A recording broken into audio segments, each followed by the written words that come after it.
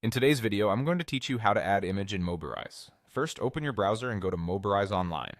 On the sign-in page, choose Sign In with Google. This is the quickest way to get into the builder if you already use Google on this device. Next, pick the Google account you want to use. If prompted, confirm permissions and wait to be redirected to the builder dashboard. Now you're in and ready to edit your site. To replace an existing image, head to the page section that has the image you want to change. Click directly on that image. Mobirise opens the media library where you can browse and choose from the available visuals. When you click one, the preview updates immediately on the canvas. If your image looks stretched, check the image's aspect ratio. Landscape images fit wide banners better, while square images work well in cards and grids. For crisp results, use optimized JPG or PNG files to keep your site fast.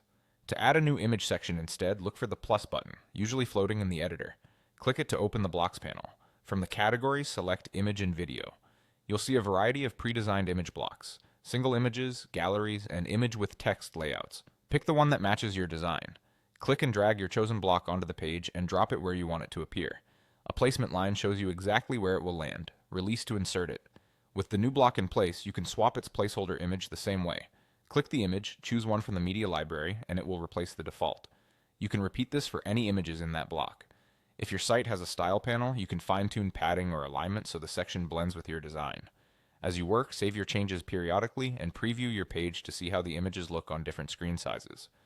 Large images can slow load times, so consider compressing them before adding them to your site and keeping dimensions close to how they appear on the page. When everything looks good, your images are set. That's all there is to it. Sign in with Google, click an existing image to replace it from the library, or use the plus button. Choose Image and Video, then drag and drop a new image block into place. Thanks for watching and happy building.